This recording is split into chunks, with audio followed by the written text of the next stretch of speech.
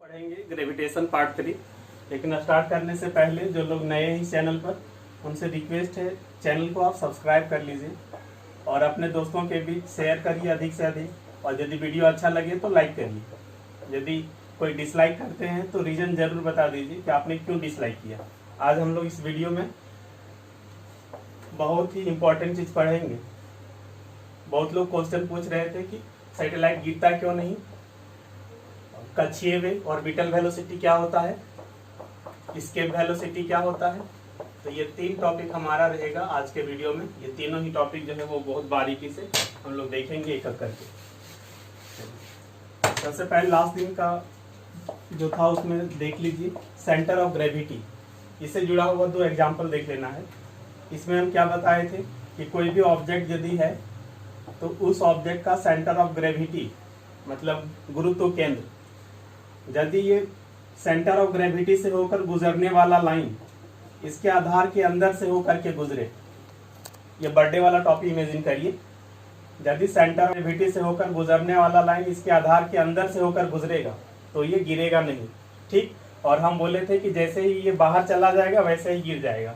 जैसे इमेजिन करिए कि मान लिया जाए इसको इतना टेढ़ा कर दिए, इतना टेढ़ा और इतना टेढ़ा कर दिए कि सेंटर ऑफ ग्रेविटी से होकर गुजरने वाला लाइन इसके आधार से बाहर चला गया, तो ऐसी स्थिति में क्या होगा, ये गिर जाएगा। अब यहाँ पर देखिए कि जो ऊंचाई में चढ़ते हैं या पहाड़ में चढ़ रहे हैं तो व्यक्ति अपने आप को आगे की तरफ झुका लेता है। ऐसा क्यों करता है, देखिए यदि सीधा खड़ा रहता तो सीधा खड़ा रहने का मतलब होता है 90 डिग्री। सीधा खड़ा रहने का मतलब होता है 90 डिग्री। अब यहाँ पे कोई व्यक्ति यदि सीधा खड़ा रहे 90 डिग्री एंगल के साथ तो इधर इसका कहीं सेंटर ऑफ ग्रेविटी है। अब देखिए यदि सीधा खड़ा रहेगा तो इस सेंटर ऑफ ग्रेविटी से होकर गुजरने वाला लाइन जो है इसके आधार से बाहर चला जाएगा। यहाँ आधार कौन होगा, पैर, पैर ही उसका आधार है, बेस है, तो यहाँ पैरों से बाहर चला जाएगा तो व्यक्ति गिर जाएगा। लेकिन वही यदि झुक जाए आगे की तरफ, थोड़ा इमेजिन करिए, ये व्यक्ति यदि अपने आप को आगे की तरफ मोड़ ले, झुक जाए, तो फिर सेंटर ऑफ ग्रेविटी से होकर गुजरने वाला जो लाइन है वो उसके पैरों के अंदर ही रहेगा। समझ रहे हैं, सीधा खड़ा रहेगा यदि तो ये बाहर चला जाएगा ना, और यही इमेजिन करिए कि हल्का आगे की तरफ मोड़ लेगा तो फिर सेंटर ऑफ ग्रेविटी वाला पैर से बाहर नहीं जाएगा, तो व्यक्ति का बैलेंस बना रहेगा, गिरेगा नहीं, ठीक। और इसके अलावा जब कंधे पे कुछ भारी सामान लेकर के चलता है तब भी अपने आप को आगे की तरफ मोड़ लेता है, उसके पीछे भी यही वजह है। अब आप लोग 2 क्वेश्चन का जवाब दे दीजिएगा कि अर्थ में यहाँ पे ये इक्वेटर है 0 डिग्री भूमध्य रेखा, और यहाँ पे नॉर्थ पोल है 90 डिग्री, और यहाँ पे साउथ पोल है। तो आपको बताना है कि किसी भी ऑब्जेक्ट का जो वेट है, भार, वो कहाँ पर अधिक होगा। भार का मतलब क्या होता है, भार का मतलब जिस बल से पृथ्वी किसी भी ऑब्जेक्ट को अपनी तरफ खींचती है, तो भार अधिक कहाँ होगा, उसके लिए आपको देखना है कि कहाँ पे ज्यादा फोर्स लगा करके खींचेगा। बताइए आप लोग, कहाँ पे ज्यादा फोर्स लगा करके खींचेगा। जब किसी ऑब्जेक्ट को यहाँ रखें तब, या किसी ऑब्जेक्ट को यहाँ रखें तब। याद होगा आपको कौन वाली दूरी कम है, ये वाली दूरी कम है, पोल वाला दूरी कम है। तो यदि यहाँ पे दूरी कम है तो फोर्स ज्यादा लगा पाएगा, और जब फोर्स ज्यादा लगा पाएगा तो जिस फोर्स से खींचता है वही तो वेट है, तो फोर्स ज्यादा यहाँ पर होगा तो वेट भी ज्यादा यहाँ पर होगा। ऐसे कंडीशन में दूरी अधिक हो जा रहा है तो फोर्स कम लगा पाएगा अर्थ, और जब फोर्स कम लगा पाएगा तो वेट भी क्या होगा, कम हो जाएगा, क्योंकि जिस फोर्स से खींचता है वही उसका वेट होता है, ठीक। और यदि इस वीडियो को आप डायरेक्ट देखेंगे तो समझ में नहीं आएगा, सीक्वेंस वाइज देखिए तभी आपको समझ में आएगा। तो ये चीज क्लियर हो गया होगा जो लोग पहले वाला भी वीडियो देख चुके हैं। एक और क्वेश्चन है आपसे कि अर्थ पे जब कोई व्यक्ति उछलता है तो 72 मीटर तक उछल सकता है, मान लीजिए। अब उतना ही फोर्स लगा करके यदि कोई व्यक्ति मून पर उछलना चाहे, चंद्रमा पर उछलना चाहे, तो कितना ऊंचाई तक उछल पाएगा वो। जवाब दीजिएगा आप लोग, फिर हम इसको लास्ट में डिस्कस करेंगे। अब हम लोग यहाँ पर देख रहे हैं कि जो आपका सैटेलाइट है, उपग्रह, वो गिरता क्यों नहीं, ठीक है। देखिए जैसे ये मान लिया जाए पेड़ है, डाली में सेब लगा हुआ है, जब टूटता है तो नीचे गिर जाता है, लेकिन जो उपग्रह है वो क्यों नहीं नीचे गिरता। उपग्रह मतलब पता है, किसी भी ग्रह के चारों तरफ चक्कर लगाने वाला जो पिंड होता है, जैसे ये मान लिया जाए पृथ्वी हमारा है क्या है ग्रह, इसके चारों तरफ चक्कर लगाने वाले जो पिंड होंगे, बॉडी होंगे, उसी को क्या कहते हैं उपग्रह। हम जानते हैं कि चंद्रमा पृथ्वी का एक क्या है उपग्रह है, माने सैटेलाइट है, लेकिन जानते हैं चंद्रमा जो है वो कैसा है, भगवान द्वारा दिया है ना, दैट मीन्स ये प्राकृतिक है, नेचुरल है। इंसान ने जो है वो बहुत सारे सैटेलाइट खुद से भी बना करके लॉन्च किए हैं, तो जिसका निर्माण इंसानों ने किया है उसे क्या कहेंगे, तो मानव निर्मित उपग्रह।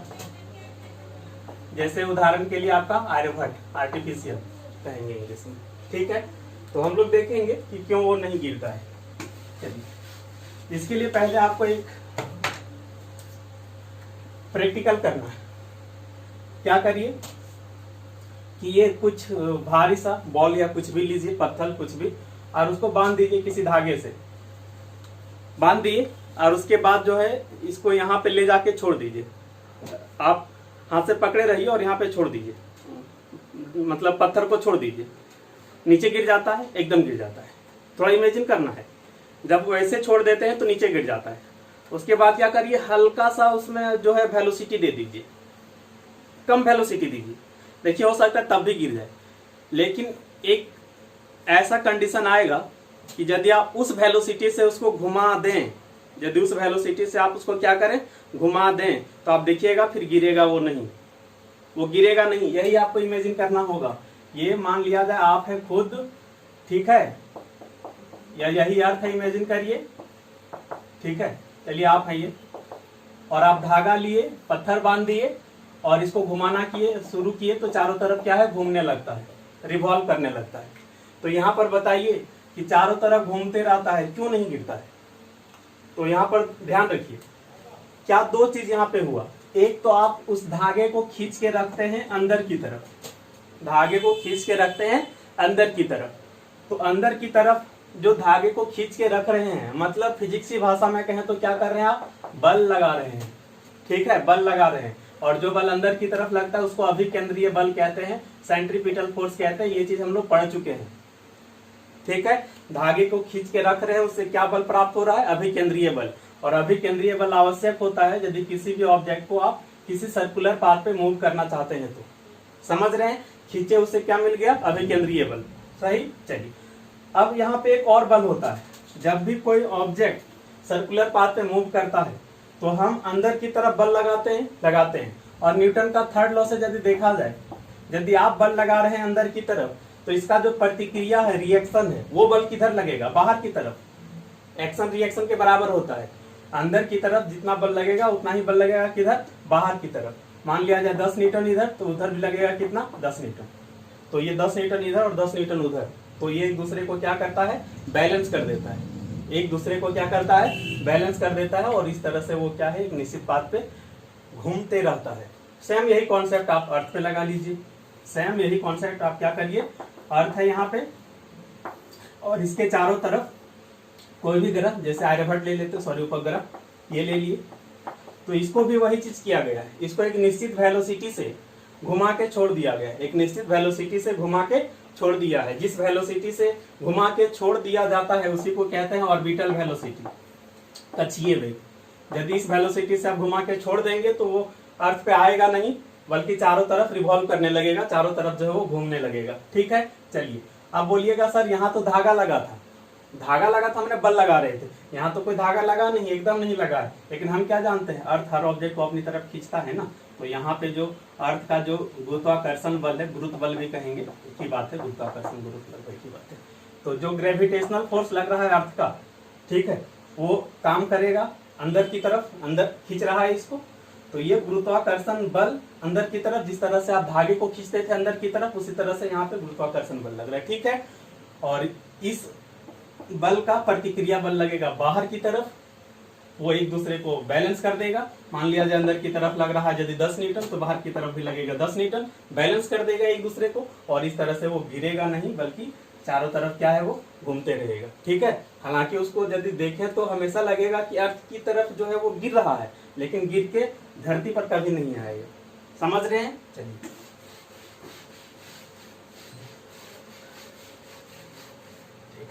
तो यहाँ पर होता क्या है, देखिए यही है ना अर्थ, ठीक है। और जब सैटेलाइट यहाँ पे था तो ये अर्थ खींच रहा है कि गिरने की कोशिश करेगा, लेकिन जो बाहर की तरफ बल लगता है, अच्छा बाहर की तरफ लगने वाले बल को अब केंद्रीय सेंट्रीफ्यूगल फोर्स कहते हैं, तो वो बैलेंस कर देगा, फिर उसको गिरने नहीं देगा। फिर जब वो घूमते घूमते यहाँ पे आएगा तो फिर ये इधर अर्थ पे आने की कोशिश करेगा, लेकिन जो बल बाहर की तरफ लग रहा है रिएक्शन, वो फिर उसको जो है गिरने नहीं देगा, और इस तरह से चलता रहता है और फिर वो कभी गिरता नहीं है। ठीक है, समझ पाए होंगे, उम्मीद करते हैं। कोई डाउट रहता है तो आप कमेंट करें। तो अब यहाँ से आप ये चीज समझ गए, ऑर्बिटल वेलोसिटी समझ गए होंगे। क्या होता है ऑर्बिटल वेलोसिटी, कि किसी भी ऑब्जेक्ट को यदि हम इस वेलोसिटी से मूव करके छोड़ दें कुछ ऊंचाई पे ले जा करके, तो वो क्या है कि अर्थ के चारों तरफ चक्कर लगाता रहेगा और कभी गिरेगा नहीं। ठीक है, चलिए इस वेलोसिटी का मान अर्थ के लिए कुछ और होगा, वही चीज बुध पे चले जाएंगे तो कुछ और होगा, सबके लिए ये जो है वो अलग अलग होगा, सेम नहीं होगा। ठीक है, चलिए अब इसका फार्मूला क्या होता है, तो अभी हम लोग तुरंत आ रहे हैं बताएंगे कि ऑर्बिटल वेलोसिटी का फार्मूला क्या होता है। चलिए पहले देखते हैं यहाँ पे पलायन वेग, इसके वेलोसिटी। देखिए इसके का मतलब ही होता है भाग जाना, और पलायन हिंदी में कहें तब भी उसका मतलब है भाग जाना। देखिए इसको थोड़ा सा आप यदि डीप में जाकर समझना चाहेंगे तो यहाँ देखिए, आप किसी भी ऑब्जेक्ट को ऊपर की तरफ फेंकिए, अर्थ उसको क्या करता है, अपनी तरफ खींच लेता है। अब यहाँ पर आप सोच देखिए, थोड़ा सा इमेजिन करके कि जितना अधिक वेलोसिटी से हम उसको ऊपर फेंकेंगे, जितना अधिक वेलोसिटी से ऊपर फेंकेंगे, मान लिया जाए यदि 20 मीटर पर सेकंड के वेलोसिटी से ऊपर फेंके तो कुछ दूर तक जाएगा, नीचे गिर जाएगा। अगली बार मान लिया जाए 40 मीटर पर सेकंड के वेलोसिटी से फेंके, अब इस कंडीशन में तो थोड़ा सा और अधिक दूर जाएगा, बोलिएगा एकदम अधिक दूर जाएगा। इसी तरह से अगला बार मान लिया जाए 200 मीटर पर सेकंड के स्पीड से ऊपर फेंके, तो हम स्पीड को जैसे जैसे बढ़ाते जाएंगे वैसे वैसे दूरी क्या होगा, बढ़ता जाएगा, अर्थ पे गिर जाएगा वो। लेकिन एक ऐसा कंडीशन आएगा कि वो वापस पृथ्वी पर गिरेगा नहीं, वो वापस जो है पृथ्वी पर गिरेगा नहीं। जैसे कि अर्थ के लिए बात करें तो अर्थ के लिए वो होता है 11.2 किलोमीटर पर सेकेंड।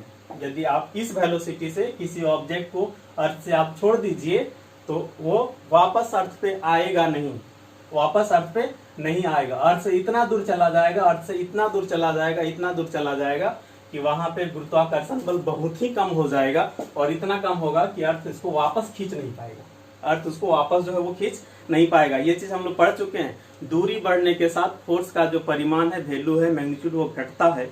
तो जाते जाते इतना ऊपर चला जाएगा कि फोर्स बहुत ही कम हो जाएगा, और फोर्स इतना कम हो जाएगा कि वापस अपनी तरफ नहीं खींच पाएगा। ठीक है, मतलब कह सकते हैं कि प्रबल गुरुत्वीय क्षेत्र को, प्रबल गुरुत्वाकर्षण क्षेत्र को पार कर जाएगा। मतलब स्ट्रॉन्ग जो ग्रेविटेशनल एरिया है, जिस एरिया तक ये बल बहुत ज्यादा लग रहा था, उससे ऊपर चला जाएगा, वापस पृथ्वी पर नहीं आएगा। ठीक है, परिभाषा सिंपल देंगे तो यही होगा कि वह मिनिमम वेलोसिटी, वह क्या है, मिनिमम वेलोसिटी। ये मिनिमम है, आप इसे 13 किलोमीटर पर सेकंड, 20 किलोमीटर पर सेकंड से भी फेंकेंगे तो पृथ्वी पर नहीं आएगा। मिनिमम आपको इस वेलोसिटी से फेंकना पड़ेगा, अर्थ की यदि बात करेंगे। ठीक है, तो वह मिनिमम वेलोसिटी जिसे किसी भी ऑब्जेक्ट को छोड़ देने पर वो पृथ्वी का जो प्रबल गुरुत्वाकर्षण क्षेत्र है उसको पार कर जाता है और वापस पृथ्वी पर नहीं आता है, वही आपका क्या होता है, पलायन वेग। ठीक है, चलिए अब यहाँ पर थोड़ा सा आप एक चीज देखिएगा कि यदि 11.2 किलोमीटर पर सेकंड से किसी ऑब्जेक्ट को छोड़े तब तो अर्थ के गुरुत्वाकर्षण क्षेत्र से बाहर चला जाएगा, लेकिन यदि इससे कम से छोड़े तो 8 किलोमीटर पर सेकंड से छोड़े तो नहीं जाएगा। आप यदि इसको मान लिया जाए कि 3 किलोमीटर पर सेकंड से छोड़े तो नहीं जाएगा, ऊपर नहीं जाएगा, यहीं रह जाएगा। ठीक है, बंधा रह जाएगा, पृथ्वी पर गिर जाएगा वापस। समझ रहे? चलिए अब चले आइए यहाँ पे, आप मून पे चले आइए। मून पे यहाँ पे लगभग एक्चुअल में 2.38 लगभग होता है। यहाँ पे तो 11.2 है ना, तो यहाँ पे 2.38 लगभग होता है। ठीक है, अब देखिए यहाँ पर इसके वेलोसिटी इतना है, मतलब इस वेलोसिटी से किसी को छोड़ेंगे तो क्या होगा, ऊपर चला जाएगा, मून पे नहीं रहेगा। अब होता क्या है कि जो वायुमंडल में जो गैसें होती है, गैस, उसका जो एस्केप वेलोसिटी होता है, एस्केप वेलोसिटी इससे ज्यादा होता है। समझिए, जो गैस है उसका जो कण है, हम लोग केमिस्ट्री में ये चीज पढ़े हैं कि जो गैस है उसके कण हमेशा गति करते रहते हैं। गैस के जो कण हैं, अणु हैं, मॉलिक्यूल्स, वो हमेशा क्या है, गति करते रहते हैं। और वो वाली गति जो है इससे अधिक है। यदि ये 2.38 है तो गैसों की जो गति है, मान लीजिए हम वैसे ले रहे हैं, ठीक है, 4 किलोमीटर पर सेकंड मान लीजिए। तो अब होगा क्या यहाँ पे कि चूंकि इसकी गति अधिक है एस्केप से, समझिए, इमेजिन करिए, यदि गैस का रहता, मान लिया जाए 2 रहता, 2 मतलब एस्केप से कम, एस्केप में तो भाग जाएगा, आधे से कम रहेंगे तो भागेगा नहीं, मून पे ही बना रहेगा। यदि गैसों की गति 2 होती तब तो गैस इसी आसपास ही रहता। समझ रहे हैं, इमेजिन करिए, गैस इसी आसपास रहता, ठीक है। लेकिन वही चीज मान लिया जाए 2 ना रह करके 2.38 हो जाए एस्केप के बराबर, और हम क्या बोले, मून पे जैसे ही इतना वेलोसिटी आएगा किसी भी कण का, वैसे ही वो मून को छोड़ करके ऊपर चला जाएगा। और हम बोले क्या कि जो गैसों के अणुओं की गति है वो 2.38 नहीं बल्कि इससे भी ज्यादा है, तो इससे भी ज्यादा है तो ऊपर चला जाएगा। जिस तरह से हम अर्थ पे कितना बताए थे भाई, 11.2 बताए थे। अब बताइए कि किसी भी ऑब्जेक्ट को यदि 5 किलोमीटर पर सेकंड से ऊपर फेंकेंगे तब तो अर्थ को छोड़ के भागेगा नहीं, लेकिन 11.2 से फेंक देंगे तो भाग जाएगा। 13 किलोमीटर पर सेकंड से छोड़ेंगे तो भाग जाएगा, ऑब्वियस है भाग जाएगा। तो सेम यही चीज सोचिए ना कि यदि गैसों की गति यदि 2 होती कम तब तो नहीं भागता, लेकिन यदि 2.38 हो जाए या इससे अधिक हो जाए, मान लिया जाए 3 हो जाए या 4 हो जाए, तब तो फिर छोड़ के ऊपर उठ जाएगा ना। जिस तरह से सैटेलाइट कैसे उठ जाता है, वो जो व्हीकल्स होते हैं GSLV PSLV, तो कैसे उठ जाता है, ठीक उसी तरह से गैस के कण यहाँ पे क्या आते हैं, उठ जाते हैं। इस कारण वहां पे गैस नहीं है, ठीक है। तो चंद्रमा पे जो है वो गैस नहीं है या कहें वायुमंडल नहीं है। उसका रीजन क्या है कि मून का अपना जो एस्केप वेलोसिटी है वो बहुत ही कम है, अपना जो एस्केप वेलोसिटी है वो बहुत ही कम है, और गैस के अणुओं की गति इससे अधिक है, इसीलिए वो एस्केप करके ऊपर चला जाता है। एस्केप करके क्या होता है, ऊपर चला जाता है। आपको याद हो तो हम बताए थे कि चंद्रमा पे वायुमंडल नहीं होने का एक और रीजन है। एक रीजन ये तो है ही, और एक रीजन है गुरुत्वाकर्षण बल का कमजोर होना। अर्थ पे गुरुत्वाकर्षण बल ज्यादा है और वहां पे जो है वो कम है। तो दोनों में कोई भी एक ऑप्शन रहेगा, ये चीज हम पहले बता चुके हैं, ये चीज अभी समझाए।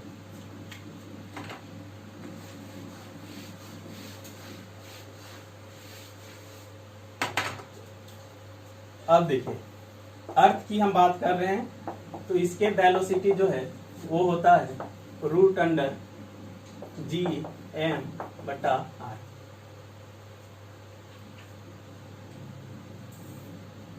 ये 2 होगा। और जो ऑर्बिटल वेलोसिटी होता है वो होता है √Gm/r। यहाँ G आपका कांस्टेंट है, ग्रेविटेशनल कांस्टेंट जो कभी बदलता नहीं है। m जो है वो मास है, यदि अर्थ की आप बात कर रहे हैं तो यहाँ अर्थ का मास लेना होगा। r यहाँ पे दूरी है, जैसे किसी ऑब्जेक्ट को यहाँ से हम छोड़ रहे हैं तो ये वाली जो दूरी है वही आपका r है, तो r हमारा दूरी, ठीक है, डिस्टेंस है। अब यहाँ पर देखिए, इन दोनों को कंपेयर करिए, इन दोनों को कंपेयर करिए। ऑर्बिटल वेलोसिटी में क्या होता है, अर्थ के चारों तरफ चक्कर लगाता रहता है, यही ना। इस वेलोसिटी से छोड़ देने पे अर्थ के चारों तरफ क्या है, चक्कर लगाने लगता है, हम अभी तुरंत पढ़े। और इस वेलोसिटी में क्या होता है कि अर्थ के क्षेत्र में रहेगा ही नहीं, पृथ्वी वाले क्षेत्र में रहेगा ही नहीं, काफी ऊपर चला जाएगा, एकदम काफी दूर चला जाएगा, एस्केप कर जाएगा, एकदम दूर चला जाएगा। अब यहाँ पर ये समझ रहे हैं कि ये ज्यादा है या ये ज्यादा है, ऑब्वियस है ये ज्यादा है ना भाई, G/m और यहाँ √2 एक्स्ट्रा है, तो ये वाला जो है वो कितना है, √2 ज्यादा है। अब बताइए, यदि हम इसको, ठीक है, कोई भी सैटेलाइट मूव कर रहा है किसी भी वेलोसिटी से, ठीक है, यदि हम उसका स्पीड बढ़ा दें, हम समझने के लिए मान लीजिए ना, हम ले रहे हैं 11.2 किलोमीटर पर सेकंड है अर्थ पे, और इसको हम समझने के लिए ले लिए 7.5 किलोमीटर पर सेकेंड। ठीक है, केवल ही समझने के लिए लिया है, एक्चुअल डाटा नहीं भी हो सकता है, केवल इसको ध्यान रखिए, समझने के लिए यूज किया। चलिए देखिए, अब ये 7.25 में क्या है, चारों तरफ घूम रहा है। अब हम क्या करें कि यदि उसका वेलोसिटी बढ़ा दें, सैटेलाइट जो मूव कर रहा है ना अर्थ के चारों तरफ, ये अर्थ के चारों तरफ मूव कर रहा है। अभी सैटेलाइट का यदि हम वेलोसिटी बढ़ा दें बढ़ा दें बढ़ा दें बढ़ा दें बढ़ा दें बढ़ा दें और इतना बढ़ा दें कि इतना हो जाए, कितना 11.2, तो बताइए इस वेलोसिटी पे क्या होगा, अर्थ वाले क्षेत्र में रहेगा कि पलायन करके भाग जाएगा? तो बोलिएगा भाग जाता है इस पे। ठीक है, इस वेलोसिटी पे क्या होगा, भाग जाएगा। तो यहाँ पे क्वेश्चन करता है कि हम इसको कितना बढ़ा दें, हाँ कितना बढ़ा दें ऑर्बिटल को कि वो स्केप के बराबर हो जाए, और जैसे स्केप के बराबर होगा ना कि स्केप कर जाएगा, तो कितना बढ़ाना पड़ेगा। अब इस फार्मूला को देखिए, कितना बढ़ाना पड़ेगा, इसको हम कितना बढ़ाएं कि इसके बराबर हो जाए। ठीक है, ये √2 है ना, तो इसको हम क्या करें कि √2 हो जाएगा, तो √2 से गुना कर देंगे, √2 बढ़ा देंगे। यदि हम इसको √2 बढ़ा देते हैं तो ये इसके बराबर हो जाएगा, समझ रहे हैं? जैसे √GM/R, इसको गुना कर दीजिए √2 से, तो जब गुना कर देंगे तो ये हो जाएगा ना √2GM/R, समझ रहे हैं? दैट मीन्स इसको √2 गुना करने से ये इसके बराबर हो जाएगा, स्केप के बराबर हो जाएगा, और स्केप के बराबर का मतलब होता है स्केप हो जाएगा। ठीक, अब √2 गुना को यदि परसेंटेज में बदलेंगे तो 1.41 आता है। यदि कोई आपसे पूछे बढ़ाना कितना पड़ेगा तो 41 होगा, 41% होगा। ठीक है, 41% होगा। ठीक है, ये मैथ का कॉन्सेप्ट है। ठीक है, √2 वैल्यू होता है 1.41, तो बढ़ाना पड़ रहा है, इसका 1.41 का मतलब होता है पहले 1 था तो 1.41 करना पड़ेगा, यानी बढ़ाना कितना पड़ेगा 41, और इसको परसेंटेज में देखेंगे तो 41% आएगा। ये मैथ का कॉन्सेप्ट है। ठीक है, तो यदि √2 बढ़ा दें या कहें कितना परसेंट, 41% बढ़ा दें तो इसके बराबर फिर स्केप कर जाएगा। ठीक है, समझ पाए? ये क्वेश्चन रेलवे में कई बार पूछा जाता है, लेकिन लोग समझ ही नहीं पाते कि ये कहाँ से आया। √2 या 41% बुक में डायरेक्ट एक लाइन में लिख देता है। ठीक है, तो ये कॉन्सेप्ट था, उम्मीद करते हैं समझ पाए होंगे, और सैटेलाइट की पूरी जानकारी आपको मिलेगा जब हम पढ़ेंगे स्पेस टेक्नोलॉजी। आपको कोई डाउट रह गया हो तो आप जरूर कमेंट करिए। कॉन्सेप्ट से पूरा बता दे रहे हैं, इसको उधर समझने की कोशिश करिए। देखिए होता क्या है कि अर्थ पे जब आप उछलते हैं तो अर्थ करती क्या है, अपने तरफ खींचती है, बल लगा के अपने तरफ खींचती है। मून पे भी उछलेंगे तो मून भी जो है फोर्स लगा के अपने तरफ खींचेगा। अब बताइए ज्यादा फोर्स कौन लगा पाएगा, अर्थ लगा पाएगा ना, अर्थ ज्यादा हैवी है, अर्थ का मास जो है ज्यादा है, तो ये ज्यादा फोर्स लगा पाएगा, और ये मून क्या है तो कम फोर्स लगा पाएगा। अब बताइए, इमेजिन करिए कि आप उछले और अर्थ आपको खींचना शुरू किया और ज्यादा फोर्स से खींच रहा है, तो यदि ज्यादा फोर्स से खींच रहा है तो आप तो फिर अधिक ऊपर तो जा नहीं पाएंगे। इमेजिन करिए, यदि ज्यादा फोर्स लगा के खींच ले रहा है तो अर्थ तो इधर खींच लेगा, ऊपर जाने नहीं देगा। मैंने फोर्स लग रहा है क्योंकि ज्यादा, इसलिए बहुत ज्यादा ऊपर नहीं जाने देगा। लेकिन वही चीज यहाँ देखा जाए तो फोर्स कम लग रहा है, और जब फोर्स कम लग रहा है तो अधिक ऊपर चले जाएंगे। आप खुद सोचिए ना कि आप आगे बढ़े, कोई आपको खींच रहा है, यदि बहुत ज्यादा फोर्स लगा के खींचे तब तो वहीं रुक जाइएगा, लेकिन कम फोर्स लगाकर खींचे तो थोड़ा दूर चले जाइएगा। सेम वही चीज यहाँ पे, क्योंकि फोर्स यहाँ कम होता है तो ज्यादा दूर चला जाएगा, ज्यादा दूर चला जाएगा दैट मीन्स ज्यादा ऊंचा चला जाएगा। ठीक है, दैट मीन्स ऊंचाई जो जाएगा वो क्या होगा, ज्यादा होगा। फोर्स कम लग रहा है, ज्यादा ऊंचा चला जाएगा, और यहाँ पर क्या है, फोर्स ज्यादा लगता है, जल्दी खींच लेगा, इसलिए कम ऊंचाई पर रह जाएगा, दैट मीन्स ऊंचाई क्या हो जाएगा, कम। तो अब बताइए कि कैसा रिलेशन हुआ, ये ज्यादा होने से ये कम, इसको कहते हैं ना opposite relation, inverse relation. Inverse का मतलब वही होता है, ज्यादा होने से कम हो जाएगा। चलिए अब यहाँ पर आइए, अब बताइए अर्थ पे और मून पे। अर्थ पे यदि 1 हो फोर्स तो मून पे कितना होता है, 1/6। ये हम लोग पढ़ चुके हैं कि अर्थ पे यदि 1 फोर्स लगता हो तो मून पे लगता है 1/6। आप बोलिएगा सर ये तो जी का वैल्यू है, तो भाई जी का वैल्यू और फोर्स एक ही बात है। ठीक है, फोर्स और जी एक ही बात है, जी एक्सेलरेशन फोर्स लगाने से ही उत्पन्न होता है। तो यहाँ 1 हो तो यहाँ 1/6। अब बताइए यहाँ यदि 6 हो तब, तो यहाँ बोलिएगा सर 6 का 1/6 कर दीजिए, और 6 का 1/6 करेंगे तो आ जाएगा कितना, 1। समझ रहे हैं, यहाँ 1 तो यहाँ 1/6 और यहाँ 6 तो यहाँ पे 1। तो ये हुआ फोर्स की बात। चलिए अब बताइए कि फोर्स और हाइट के बीच कैसा रिलेशन है, अपोजिट। तो हम लोग जब इस फोर्स से हाइट निकालना चाहेंगे ना, तो ये मैथ का कॉन्सेप्ट है, इसको उल्टा कर देना पड़ेगा। इस 6 को उल्टा कर दीजिए, इस 1 को इधर ले जाइए, इसको उधर ले जाइए। क्या इसका मतलब समझिए, अर्थ यदि 6 फोर्स लगाया तो मून फोर्स लगा पाएगा 1। और फोर्स और हाइट के बीच अपोजिट रिलेशन है, फोर्स ज्यादा रहने से ऊंचाई कम, अपोजिट रिलेशन हो गया। अपोजिट रिलेशन में इसको अपोजिट कर देना है, ये इधर चला जाएगा, ये उधर चला जाएगा। यहाँ 6 फोर्स लग रहा है, यहाँ 1 फोर्स लग रहा है, तो ऊंचाई में क्या होगा कि यदि यहाँ 1 मीटर ऊपर जा रहा है तो वहाँ 6 मीटर ऊपर चला जाएगा। समझ रहे हैं, यहाँ पे यदि 1 मीटर ऊपर जाएगा अर्थ पे, तो मून पे चला जाएगा कितना, वो 6 मीटर। समझ पाए इसे, अर्थ पे यदि फोर्स लगा 6 तो मून पे लगा 1।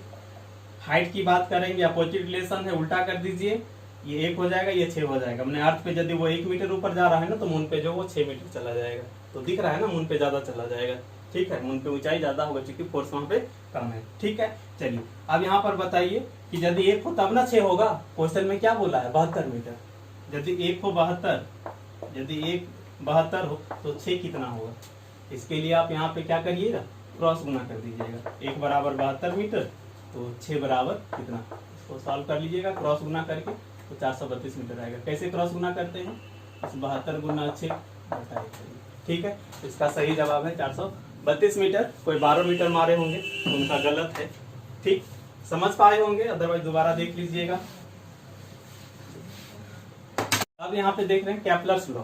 ये ग्रहों की गति से संबंधित है कि ग्रह जो गति करते हैं उससे संबंधित 3 नियम दिए हैं केपलर महोदय ने। तो वही चीज हम लोग यहाँ पर देखेंगे। पहला जो नियम है वो ये कहता है कि जो ग्रह है वो सन के चारों तरफ चक्कर लगाते हैं। ये सन है, इसके चारों तरफ चक्कर लगाते हैं। कौन, ग्रह, ग्रह प्लेनेट। जैसे एग्जांपल के लिए पृथ्वी, बुध। ठीक है, तो सन के चारों तरफ चक्कर लगाते हैं। पहला नियम कहता है कि जो ग्रह है उसका चक्कर लगाने का जो रास्ता है, जिसको कहते हैं ऑर्बिट, ये पूरी तरह से वृत्ताकार नहीं है, पूरी तरह से राउंड नहीं है, बल्कि कैसा है, अंडाकार है। अंडाकार, अंडा को पड़ा रख दीजिए, कैसा लगता है, तो ऐसा ही अंडाकार। अंडाकार को हम दीर्घवृत्ताकार भी कहते हैं। अंडाकार कहें या दीर्घवृत्ताकार कहें एक ही होगा, इंग्लिश में कहें तो इलिप्टिकल। पहला नियम यही है कि जो ग्रह है, जैसे पृथ्वी या बुध, कुछ भी, वो जो चक्कर लगा रहा है, जैसे इस पाथ पे चक्कर लगा रहा है अर्थ, उसका रास्ता कैसा है, अंडाकार या दीर्घवृत्ताकार। अब वृत्ताकार नहीं कर दीजिएगा, गलत हो जाएगा आपका। वृत्ताकार दैट मीन सर्कुलर नहीं होगा, सर्कुलर है नहीं, अंडाकार है, और अंडाकार को दीर्घवृत्ताकार कहेंगे। तो ये पहला नियम है। दूसरा नियम क्या कहता है, दूसरा नियम वैसे एग्जाम में पूछता नहीं है, लेकिन यहाँ देखिए, दूसरा नियम कहता है कि प्लेनेट जो है समान समय में समान क्षेत्रफल अंतरित करता है। समान समय में समान क्षेत्रफल अंतरित करता है, मतलब इक्वल टाइम में इक्वल एरिया जो है वो कवर होता है। जैसे मान लिया जाए 1 घंटे में यदि ये वाला एरिया कवर हो रहा है, और ये मान लिया जाए यदि 100 किलोमीटर स्क्वायर है 1 घंटे में, तो अगले 1 घंटे में भी जो है वो 100 किलोमीटर स्क्वायर, फिर अगले 1 घंटे में 100 किलोमीटर स्क्वायर। तो समझ रहे हैं, माने समान समय में समान एरिया कवर होता है। ये दूसरा नियम। तीसरा नियम क्या कहता है, तो तीसरा नियम कहता है कि ग्रह का जो परिक्रमण काल है, रिवोल्यूशन पीरियड, ठीक है, परिक्रमण काल का मतलब एक चक्कर पूरा करने में समय कितना लग रहा है। ठीक है, तो इन्होंने कहा कि परिक्रमण काल का जो वर्ग होगा, परिक्रमण काल का जो वर्ग होगा, स्क्वायर जो होगा, वो semi major axis, semi major axis, semi major axis. इस सेमी मेजर एक्सिस में आप त्रिज्या समझ सकते हैं। ठीक है, आर से लिखते हैं, ये एक तरह से दूरी ही हुआ। ये मान लिया जाए बुध ग्रह है, ठीक है, तो ये वाली दूरी औसत दूरी ली जाती है, एवरेज। यहाँ कुछ रहा होगा, यहाँ कुछ रहा होगा, यहाँ कम, यहाँ ज्यादा दूरी रहा होगा, एवरेज डिस्टेंस लिया जाता है, और उसी को आर से डिनोट करते हैं और लिखेंगे क्या, सेमी मेजर एक्सिस।